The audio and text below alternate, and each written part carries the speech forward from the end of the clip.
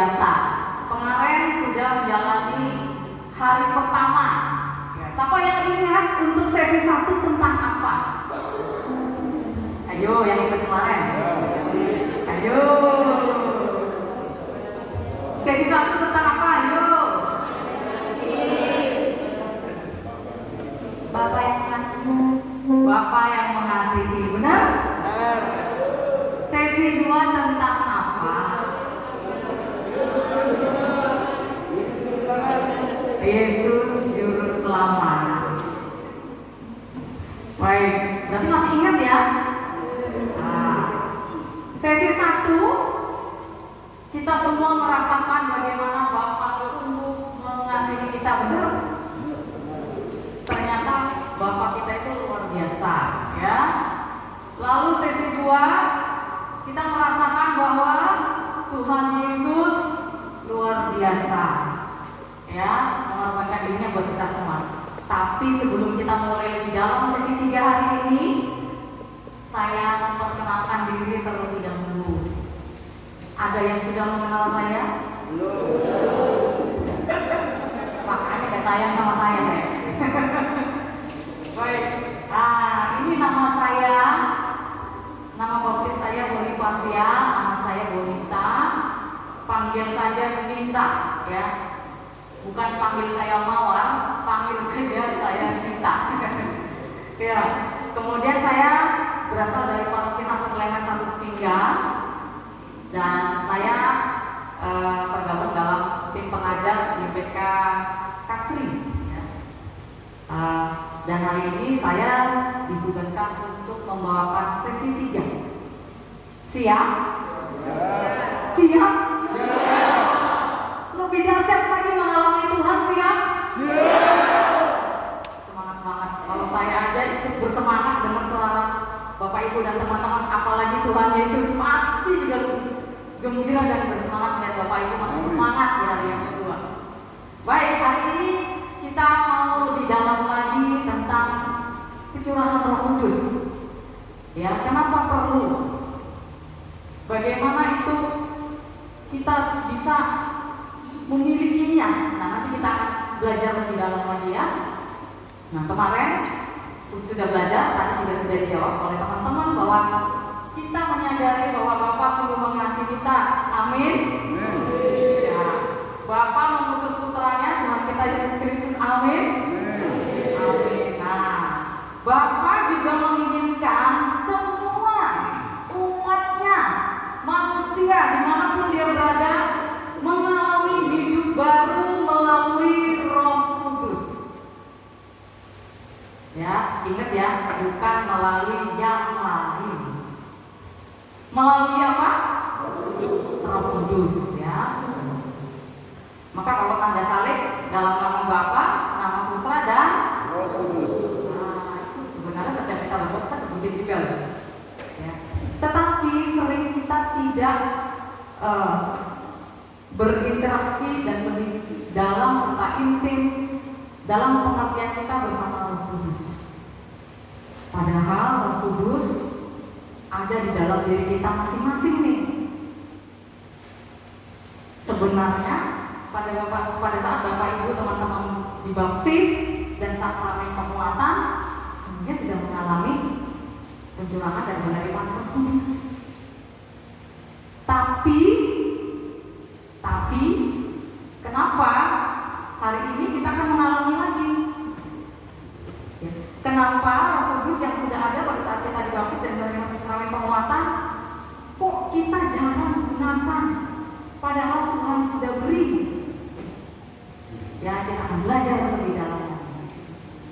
Nah, jika Roh Kudus datang atas seseorang, maka dia akan menjadi pribadi yang diubahkan. Ya, tapi bukan seperti Doraemon. Mau ini berubah langsung jebret, mau ini langsung berubah jebret, ya. Bukan sulap, bukan sihir. Tapi pribadi Bapak Ibu, teman-teman semua menjadi pribadi yang baru. Bagaimana Roh Kudus mengubahkan? Apa sih yang diubahkan? Saya kan sudah dibaptis dari bayi. Orang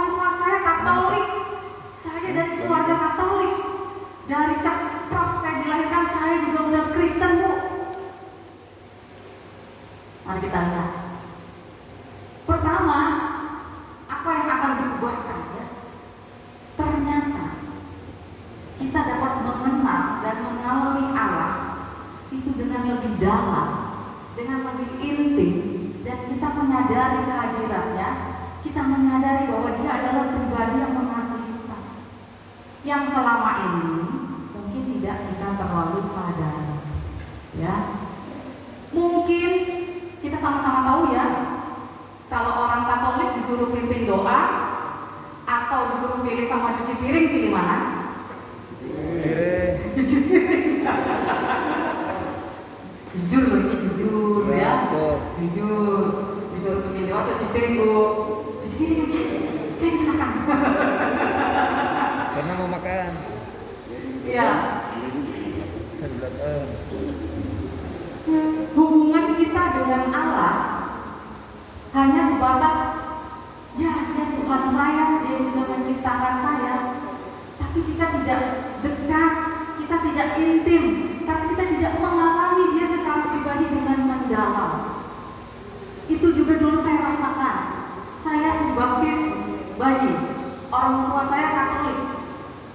Ya, ketika saya diubahkan, saya merasakan yang tadinya Allah begitu jauh entah di mana, saya menjadi dekat sekali.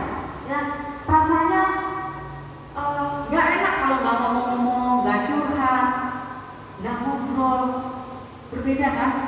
Sebelumnya saya ya berdoa, ya Bapak kami Salam Maria memuliakan, ya begitu aja, doa makan, doa tubuh, begitu aja. Hanya sekedar ya pokoknya berdoa. Tapi doa yang dalam, doa yang intim, bahkan bisa berdoa sambil meneteskan air mata. Meneteskan air mata bukan karena banyak masalah, banyak hutang, bukan. Tapi berdoa meneteskan air mata karena begitu bersyukur. Oh ternyata saya punya Tuhan yang sayang banget sama saya. Kalau dulu hidup lama saya meneteskan air mata untuk setiap masalah dan pergumulan saya, dan kesulitan saya, kesedihan saya. Tapi setelah diubahkan, saya meneteskan air mata untuk syukur. Oh begitu saya bisa mensyukuri apapun yang Tuhan berikan. Itu ketika kita mengetahui yang namanya diubahkan, hubungan kita dengan Bapa menjadi diubahkan. Kita menyadari bahwa Dia sungguh mengasihi setiap saat, setiap waktu dalam keadaan apapun.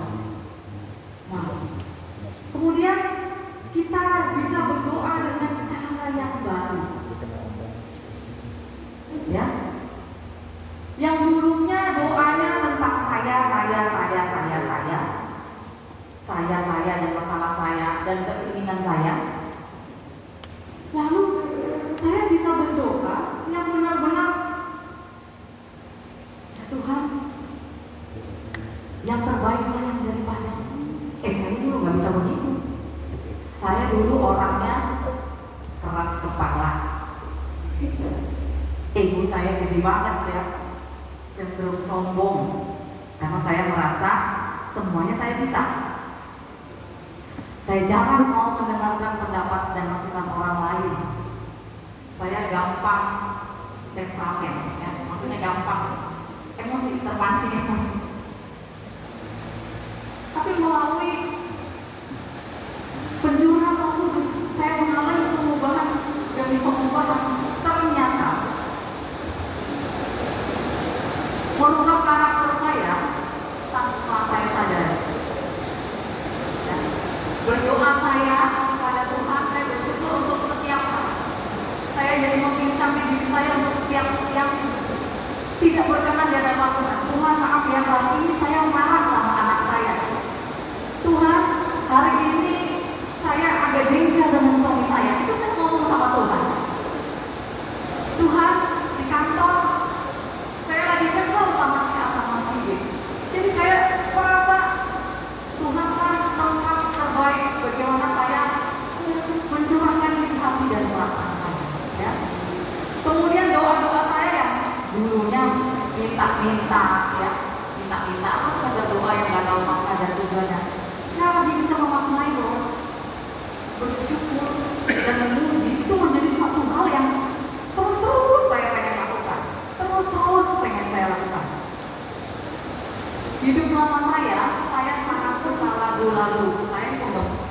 almarhum. Ya saya juga pelayan pujian ya sekarang. Ketika saya di ruangan, saya tidak tahu bagaimana saya tidak bisa menghafal dan menyukai lagi musik dunia. Ini bukan solohan, tapi ini benar menyataannya. Saya seperti kehilangan keinginan untuk mendengar lagu-lagu dunia. Setiap hari pengennya dengar lagu rohani terus. Pengennya saya kayak haus, ya. Dan itu saya bawa dalam doa-doa, ya. Saya jadi menyadari Tuhan begitu baik. Untuk apapun yang Tuhan saya lakukan pada hidup saya sampai hari ini, pada saat saya susah, saya senang, saya bisa mensyukuri setiap prosesnya. Ya. Kemudian ada sesuatu hal, bisa berdoa dalam bahasa yang baru. Ini bukan ngarang-ngarang, ini bukan mengada-ngada, ini bukan contoh-contoh gereja tetangga gereja sebelumnya. Ya. Karena banyak orang Katolik yang masih belum paham, masih takut, masih dianggap aneh, masih dianggap negatif, ya. Ini adalah bahasa cinta Bapa, ya. Atau istilahnya sering disebut bahasa roh. Tapi kalau saya lebih senang menggunakan istilahnya bahasa roh cinta Bapa. Karena Allah adalah roh. Allah adalah roh, ya. Dikatakan dalam Alkitab Allah adalah roh. Ya. Kita dianugerahi untuk bisa berdoa dalam bahasa yang baru, bahasa roh cinta Bapa. Roh Bapa sendiri berbicara dengan roh kita, bukan lagi kita sebagai manusia yang menggunakan akal budi. Mari kita lihat di dalam, ya. Jadi tadi doa untuk kepada Allah, kemudian dan syukur. Nah, untuk doa dalam bahasa cinta Bapa, ya. Dan yang baru, yang mungkin sebelumnya tidak pernah saya alami, yang sebelumnya saya cuma apa sih itu, aneh-aneh aja. Kan kita udah punya banyak macam doa, ya. Ada devosi, ada rosario, ada macam-macam doa tekton, doa banyak. Apa sih, gitu ya. Tapi ketika saya mengalaminya, saya jawab, terima kasih Tuhan.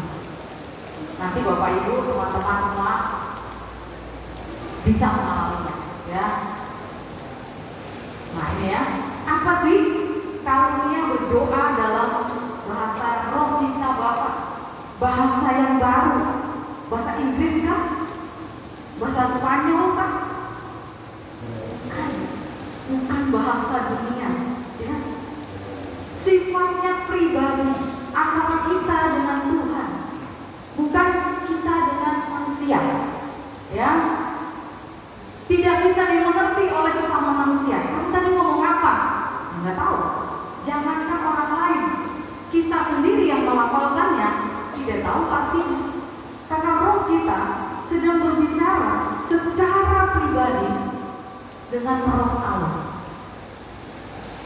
Roh kita bersatu dan berhubungan dengan roh Allah sendiri. Itu ya, makanya tidak ada yang tahu bahasa dan artinya.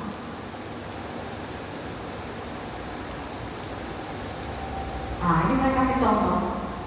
Pada saat kita lihat bayi baru berapa bulan, 3 bulan, 4 bulan, sudah bisa ngomong? Sudah bisa ngomong?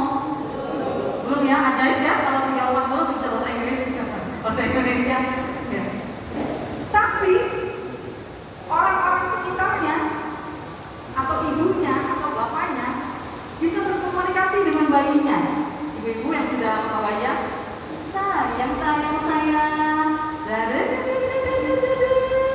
Artinya apa? Ada yang tahu artinya? Tapi si bayi tertawa loh. Bayinya tersenyum.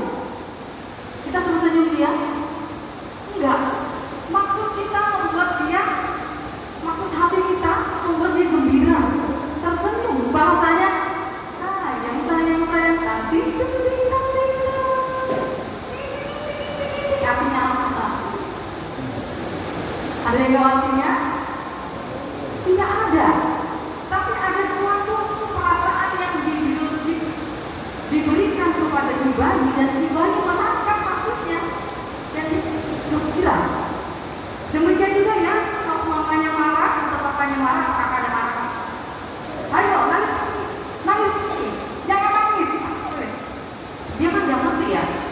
Dia lihat ibunya nggak senyum aja kalau dia langsung nangis. Ada suatu pesan tidak dalam bahasa tapi ditangkap. Kira-kira itu.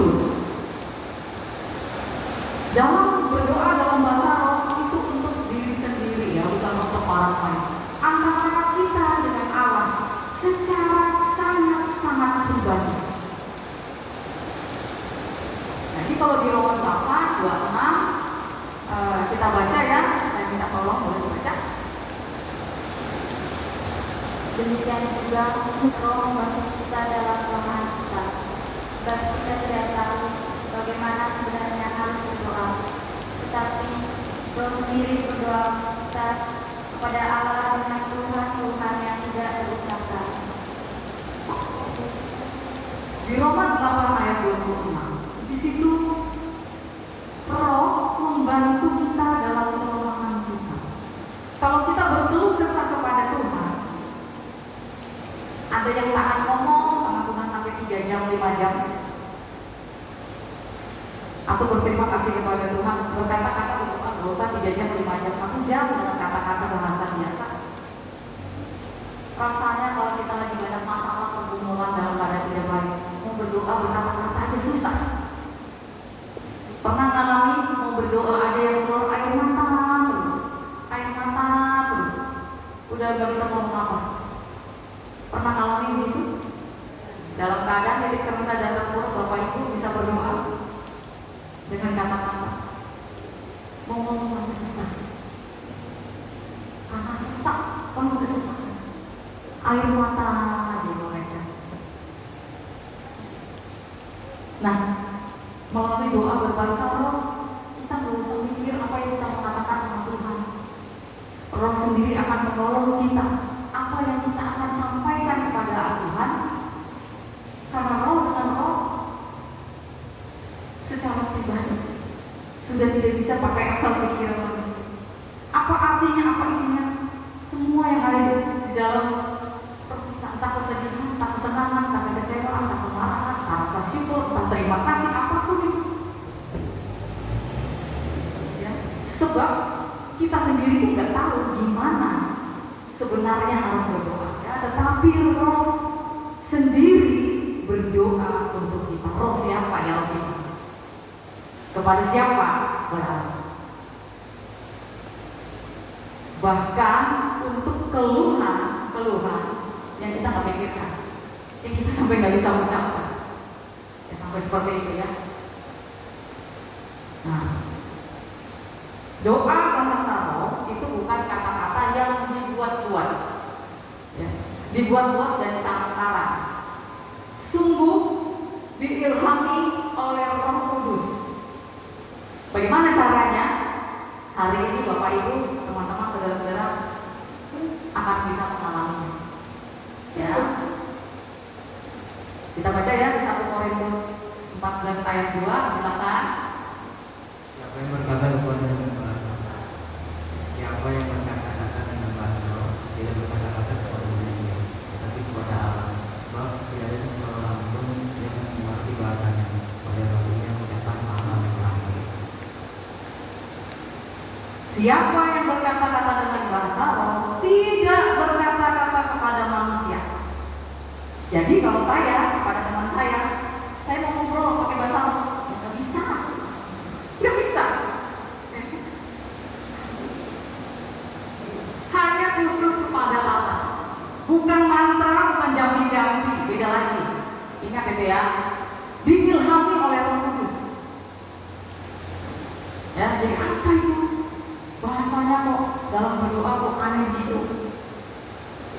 Kita tidak akan mengerti, ya. Tidak ada seorang pun lain karena bersifat rahasia, kecuali diberi karunia untuk menafsirkan bahasa, itu karunia lain lagi. Ya. Tetapi hari ini kita mau diubahkan, dan salah satunya adalah bagaimana kita berdoa dalam bahasa yang baru. Ya, bahasa yang baru, doa untuk membangun diri secara pribadi, yaitu iman yang terus bertumbuh. Ya. Di Korintus 1 Korintus 14:14, sebab jika aku berdoa dengan bahasa roh, maka rohku yang berdoa, tapi akal budiku tidak ikut berdoa. Bapak Ibu pernah mulutnya berdoa, pikirannya kemana-mana? Ini sering pada saat rosario. Nah, bener nggak?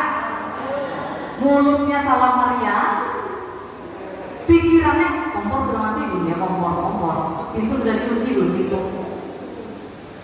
Bener nggak? Kalau doa bahasa roh, nggak bisa. Akal budinya tidak turut berdoa, tapi rohnya berdoa. Nanti gimana ya rasanya? Nanti hari ini kita akan mengalami sama-sama. Apa sih manfaatnya?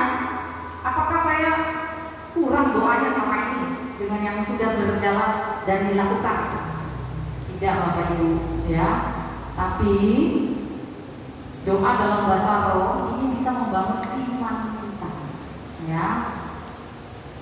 Bukan untuk membangun orang lain, tapi ada karunia lagi, namanya nubuatan. Dan biasanya karunia bahasa roh adalah pintu gerbang untuk karunia-karunia yang lain biasanya.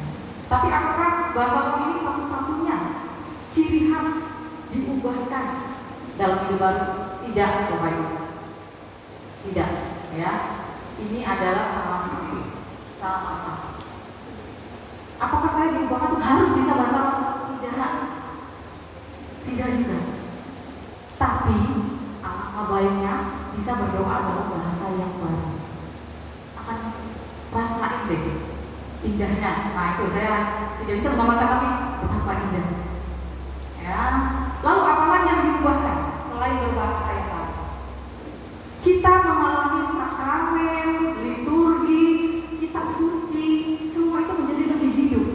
Kalau dulu baca kitab suci cuma baca biasa aja, susah ngerti maksudnya apa, nggak jelas, rasanya cuma gitu aja. Setelah diubahkan, Bapak Ibu akan mengalami kerinduan yang besar untuk membaca dan mengerti kitab suci.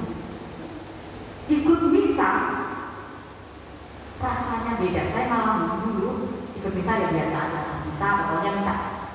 Tapi setelah diubahkan jadi baru, saya bisa mengalami pada mulai saat kudus, anak domba Allah, konsekrasi, saya merasa begitu. Aduh, saya yang sebelum saya nggak pernah ke gereja, kudus anak domba ya biasa aja, yang konsekrasi biasa aja.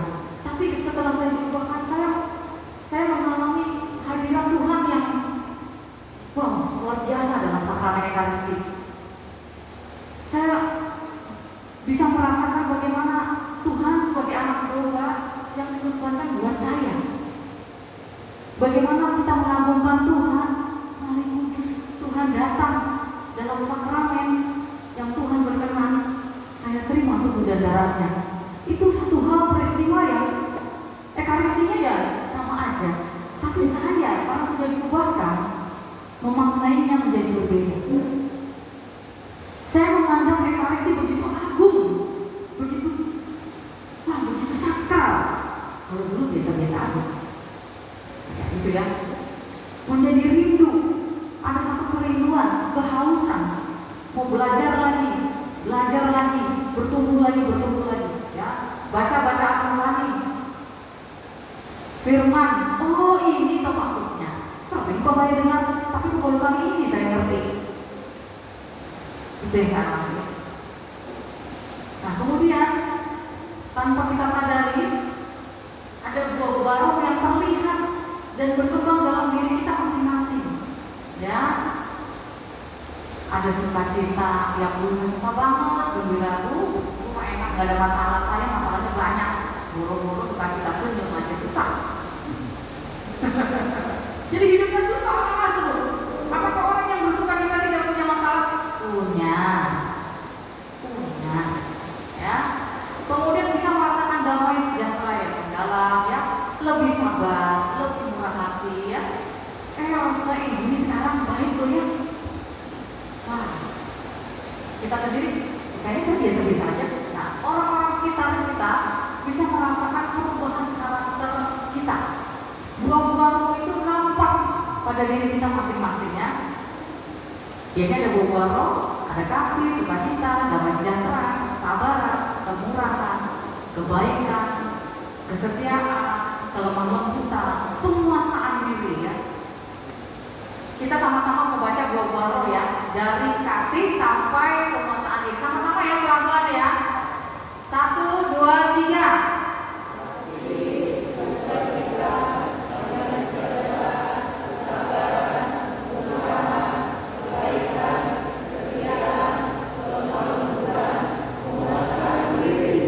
Baik, Bapak Ibu boleh cek saya ini secara pribadi, mana buah-buah roh yang saya susah banget gitu.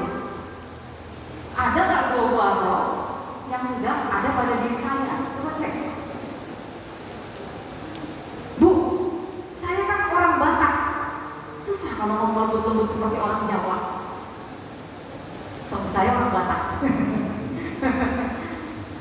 Bukan itu maksudnya, ya. Kalau orang Batak ngomongnya memang begitu, ya. Bukan itu maksudnya harus ngomong pelan-pelan lembut ya orang Sunda, bukan. Ya, bukan. Hatinya lembut, mudah memaafkan, ya, mudah mengampuni, ya, penuh kasih. Dengan orang itu kata-katanya membangun, enak didengar, dagang memperah. Ini buah-buah roh, ya. Mau nggak punya buah-buah roh seperti ini? Pengen nggak jadi orang sabar? Supaya apa sabar? Supaya apa aja sabar? Ya itu ya. Sabar Pak, sabar Bu. Sering kan ngomong gitu, sabar. Susah soalnya kalau sabar, ya. Nah ini menerima karunia Roh Kudus untuk melayani, bukan untuk diri sendiri. Ini ada dari Korintus, Roma, dan Efesus, banyak, ya. Bapak Ibu tercatat nggak yang di belakang, ya? Bisa baca nggak? Nggak bisa baca, Bu? Nanti berkata dengan hikmat, berkata dengan pengetahuan, iman, penyembuhan, pengadaan mujizat, ya, bernubuat, membedakan roh, berbahasa roh, menafsirkan bahasa roh, memimpin, rasul, pengajar, menolong, memimpin, pelayanan, menasehati, memberi, kemurahan, gembala, dan pemimpin. Mungkin Bapak Ibu di sini pengen, aduh saya pengen caranya ini, atau tanpa sadari sudah ada, cuman tidak dipakai. Ingat, dipakai untuk orang lain, melayani untuk Tuhan, bukan untuk gagah-gagahan. Wih, saya punya karunia penyembuhan. Siapa yang sakit? Ayo sini, datang ke rumah saya. Jam praktek saya jam ini. Bukan untuk Tuhan, ya. Kita akan menerima karunia-karunia yang Tuhan tahu. Dan dapat apa kita? Kalau sudah dikasih, buat melayani. Ingat itu ya, melayani. Menerima pencurahan Roh Kudus berarti kita membebaskan kuasa kudus yang ada di dalam diri kita bekerja atas diri kita, ya. Dan ini setiap orang beda-beda caranya. Kenapa tidak bisa bekerja? Kenapa tidak bisa bebas Roh Kudus bekerja dalam kita? selama ini kita hidup dalam dosa. Kita hidup dalam dosa. Meninggalkan Tuhan dan hal-hal lainnya yang bertentangan dengan Tuhan. Nah, ini yang membuat Roh Kudus tidak bebas berkuasa atas diri kita, padahal sudah ada di dalam diri kita. Nah, hari ini kita sama-sama akan menerima pencurahan yang membebaskan Roh Kudus bisa bekerja maksimal di dalam diri kita masing-masing dan di dalam hidup kita. Nah, ini saya kasih ilustrasinya ya.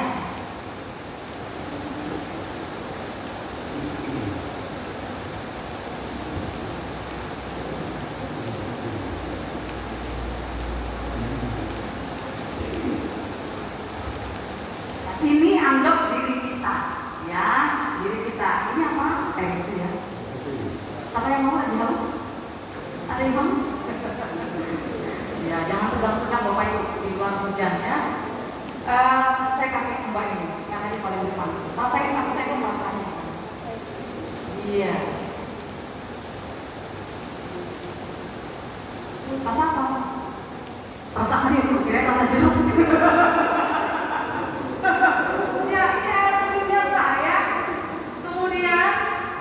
Kita dibaptis. Nah, kita dibaptis. Kita dibaptis. Dasar kami penguatan Roh Kudusnya ada? Ada? Ada ya? Ada. Tapi kita lihat, rasain lagi.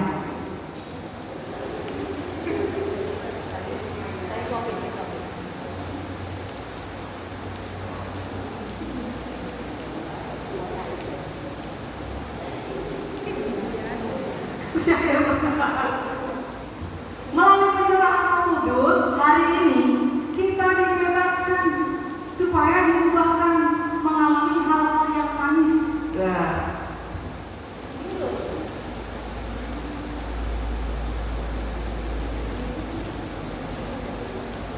Hari ini yang kita alami ya. Yang kita alami itu begini. Roh Kudusnya udah ada, tapi kenapa hidup kita nggak manis? Hubungan kita sama Tuhan nggak manis, dengan sesama nggak manis. Kenapa? Karena hanya aku. Ya. Ini rasanya pasti sangat manis buat hadiah. Haus kan?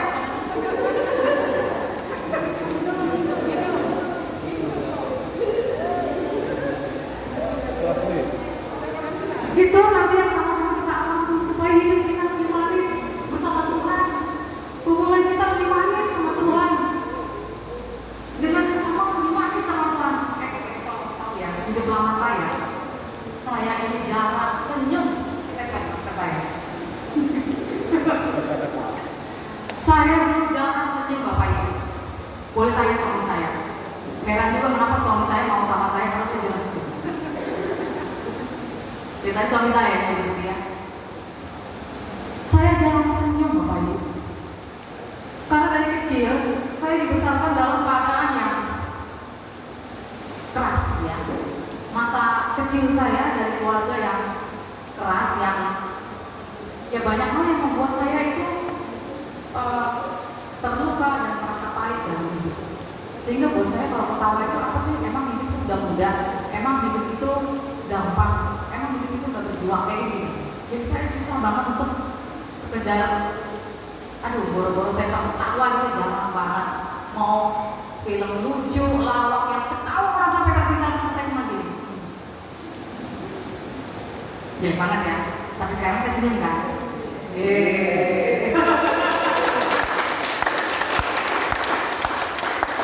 Nah, itu boleh tanya ke teman-teman dalam satu pelayanan. Dulu saya gimana, sekarang saya gimana.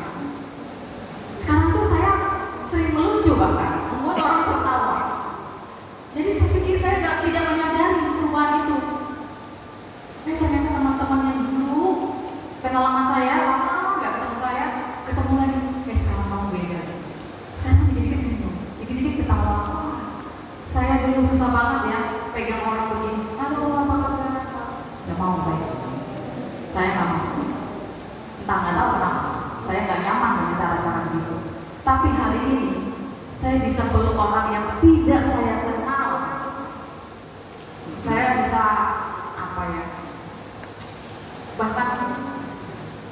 saya pokoknya kalau nggak kenal saya nggak mau. Yang tidak saya kenal itu saya bisa mendoakan, bisa memberi semangat, pasti bisa, pasti bisa, pasti bisa. Nggak apa-apa itu buat. Dulu saya nggak peduli yang kayak gitu, nggak mau saya kayak gitu. Itulah hasil karya Roh Kudus yang ada di dalam diri saya, bukan saya. Ya saya begitu. Kalau tidak ada Roh Kudus yang diaktifkan kembali dalam diri saya tidak menyadari diri saya yang hari ini. Saya tidak bisa melihat, mungkin seperti saya juga tidak bisa melihat perubahan yang ada dalam diri saya. Anak saya bahkan mengalami, mama sekarang beda, teman-teman saya kan beda. Kita dibebaskan untuk mengalami hidup yang lebih manis, hubungan sama Tuhan, sama keluarga, sama teman-teman, sama sesama. Itu yang saya alami. Saya percaya Bapak Ibu hari ini ada yang belum bisa senyum, ada yang belum bisa senyum, coba difoto pada saat dia susah senyum. Nanti seminggu lagi setelah acara ini, nanti kirim WA ya, mama udah bisa senyum. Ya. Nah ini ya, sebenarnya Roh Kudus itu dari mana? Ya, ini adalah janji Tuhan sendiri yang ada buat kita, bukan roh yang lain-lain ya. Dan dia roh yang menolong kita untuk setiap kelemahan kita, setiap apa ya, setiap hal yang kita tidak sanggup, tidak mampu, tidak tahu. Roh Kuduslah yang mengajar dan menolong kita. Tetapi Roh Penghibur yaitu Roh Kudus yang diutus oleh Bapa dalam namaku, dialah yang akan mengajarkan segala sesuatu kepadamu, ya, dan mengingatkan kamu akan semua yang telah kukatakan kepadamu. Hari ini kalau saya bisa ngajar di sini, karena Roh Kudus. Kenapa saya mau hari libur pagi-pagi, juga Bapak yang dari Malang mau gitu libur di sini buat Bapak Ibu semua. Karena apa? Karena Roh Kudus, karena cinta sama Tuhan. Jadi melakukan buat Tuhan itu suatu kesenangan, suatu apa ya, suatu hal yang manis. Nanti Bapak Ibu alami ya. Kepenuhan hidup yang oleh Roh itu dimulai ketika kita menerima pencurahan Roh Kudus. Jadi bukan baptis kembali, bukan baptis kembali. Oh, saya boleh dibaptis, bukan seperti itu. Ini juga bukan menjadi sakramen ya. Itu gimana caranya supaya saya bebaskan? Mohon minta sama Tuhan dengan segala kerendahan hati ya, dan terbuka. Ada yang kadang-kadang orang cuma apa sih, aku nggak mau, takut, ngeri, nanti apa kata orang, wah udah macam-macam, gua intimidasi. Jadi kita harus rendah hati, Tuhan saya mau terbuka, mau untuk siapa? Untuk diri sendiri ya. Dan Bapak Ibu akan mengalami hadiratnya juga yang mengubahkan tanpa Bapak Ibu sadari. Nah, apa sih pencurahan roh dari tadi? Pencurahan roh ya. Yang tadi ya, kita diceburkan masuk dalam Roh Kudus penuh. Nanti akan dibimbing bagaimana caranya. Ya. Kita mengalami Tuhan sendiri melawat dan mengubah. Wah itu rasanya, saya kalau bisa sering-sering mengalami rasanya itu, wah indah dalam hadirat Tuhan. Manis sekali ya. Nah sekali lagi bukan sakramen ya, atau kita dibaptis lagi bukan. Kita membebaskan kuasanya seperti tadi diaduk-aduk menjadi manis ya, dan lebih segar ini. Nah, Tuhan memberikan hati yang baru. Kamu akan kuberikan hati yang baru dan roh yang baru di dalam batinmu, dan aku akan menjauhkan dari tubuhmu hati yang keras dan kuberikan kepadamu hati yang taat. Masih ada yang keras hati? Masih ada yang keras hati? Atau keras kepala?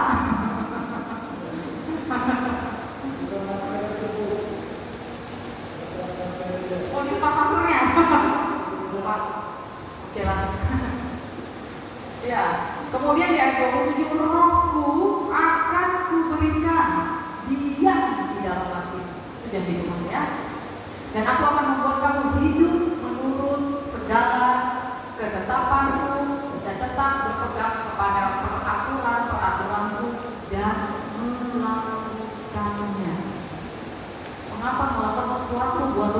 suatu kerinduan dan kesenangan karena Roh Kudus yang ada di dalam kita. Kan ada juga, ngapain pelayanan, ngapain ikut retret, untuk apa itu? Pilihan. Ya, nah ini seperti cuci mobil, pencucian mobil. Ya, awalnya mobilnya begini, wah banyak dosa, ya, hidup lama, mabuk-mabukan, tukang judi, ya, macam-macam melakukan hal-hal yang berdosa, tukang bohong, tukang ngibul, macam-macam ya. Ketika mengalami pencurahan Roh Kudus kembali, yang tadinya malas doa, malas gereja, apalagi kumpul-kumpul rohani di krim juga nggak pernah, ya. Ketika mengalami lawatan Tuhan, bukan saja kita dibersihkan, tapi kita seperti baru kembali. Hati kita baru, kita menjadi manusia yang baru. Siapa yang mau menjadi manusia baru? Jangan mau? Mau ya? Masa kita mau menjadi momen? Masa kita mau di sini terus? Ya, Tuhan memberi ini dengan cuma-cuma. Ya, masa kita gak mau? Tuhan Yesus sudah mati dengan hal yang buat kita sangat hina dan menyakitkan untuk ukuran Tuhan yang mulia seperti Dia. Buat kita loh, masa kita gak mau? Buat Tuhan.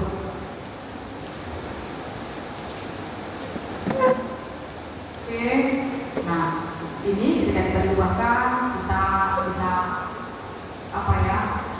lebih dekat sama Bapa ya, bisa merasakan kasih dan pemeliharaannya terus ada setiap waktu, ya, terus ada setiap waktu ya, dan memahami cinta Allah dengan cara-cara yang baru, dan kita lebih bisa bercakap-cakap dengan dekat ya. Kalau dulu Tuhan tuh begitu jauh, kalau datang sama Tuhan tuh kayaknya gimana, tapi ya kadang-kadang saya pribadi mau masak aja saya Tuhan ini masak apa ya? Kok ini masak apa ya? Tiap hari masak apa lagi ya? Masak apa lagi ya? Itu pun saya kadang-kadang ngobrol sama Tuhan. Jadi lebih dekat. Ya. Nah, pencurahan Roh Kudus nanti hanyalah awal, bukan akhir ya. Awal dari suatu kehidupan yang baru. Kenapa? Karena kita terus harus bertumbuh, ya, dan terus bersatu bersama Kristus. Dan itu setiap hari menuju kemenangan. Karena setiap hari kecenderungan kita sebagai manusia adalah jatuh dalam dosa.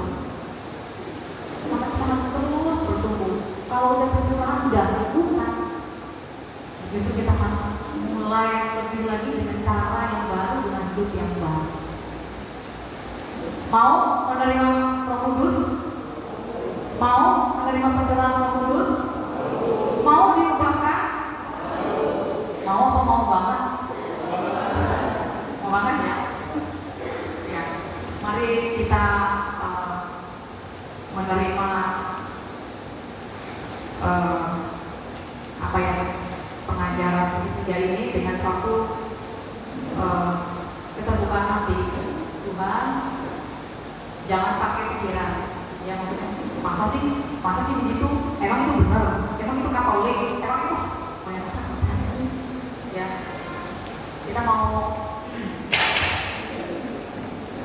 merefleksikan kembali apakah sungguh-sungguh kita mau diubahkan ya. Kalau Tuhan Yesus aja mau berubah menjadi manusia yang hina, Tuhan loh yang begitu mulia mau menjadi manusia yang hina, menjadi manusia yang tidak berharga. Masa kita tidak mau berubah untuk Tuhan? Masa kita tetap dalam hidup lama kita yang mengecewakan Tuhan? Kapan lagi kita mau berubah kalau nggak sekarang? Kapan lagi kita mau berubah kalau nggak sekarang? Kita sambil meresapkan ini, mari kita hening dan menundukkan kepala. Kita hening menundukkan kepala.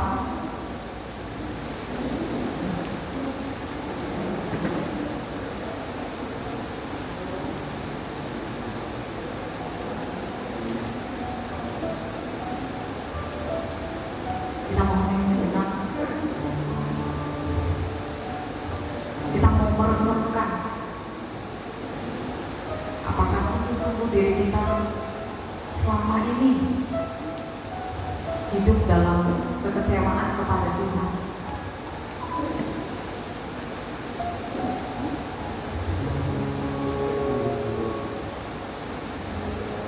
Tuhan, jika selama ini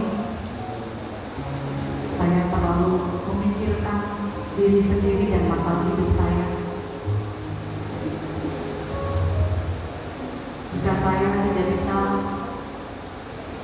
melihat kebaikan-Mu dengan rasa syukur, karena saya lebih fokus dengan kegagalan-kegagalan hidup saya. Hari ini Tuhan, saya mau diubahkan. Ubahlah hati saya, ubahlah hidup saya, Tuhan. Bekerja dengan penuh melalui Roh Kudus. Kami semua mau diubahkan. Kami mau Tuhan. Kami mau Tuhan.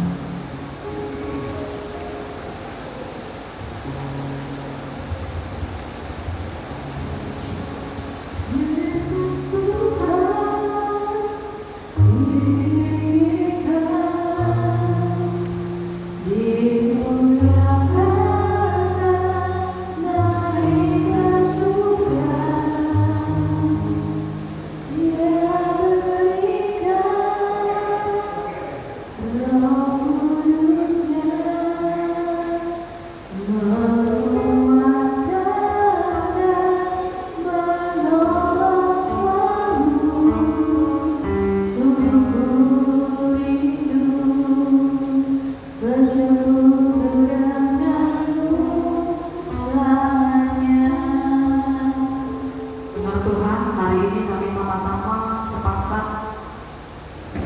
membuka diri kami masing-masing untuk menerima Roh Kudus-Mu dan membiarkan Roh-Mu bekerja sebebas-bebasnya atas diri kami, atas hidup kami. Kami rindu untuk diubahkan menjadi manusia yang baru, manusia yang selalu bersyukur dan dapat melihat kebaikan-Mu yang tidak pernah ada habis-habisnya dalam hidup kami. Jika selama ini kami kecewa dengan hidup kami, ampuni kami, ampuni kami. Jika saat ini hubungan kami dalam keluarga tidak baik, jika saat ini keadaan ekonomi keluarga kami juga tidak baik, jika saat ini mungkin kami mengalami kelemahan fisik,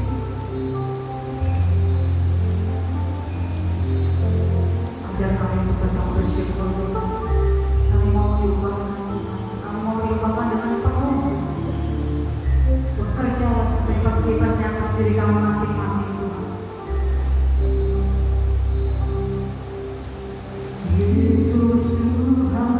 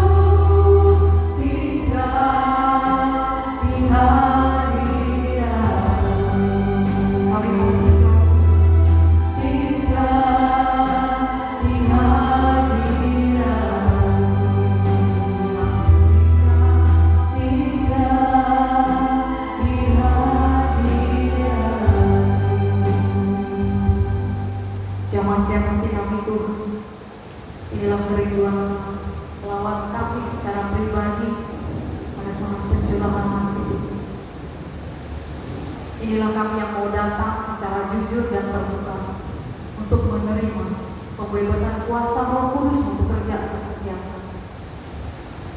Urapi kami satu persatu, layakkan kami satu persatu Tuhan. Terima kasih Tuhan Yesus, terima kasih. Kemuliaan kepada Bapa, Putra dan Roh Kudus.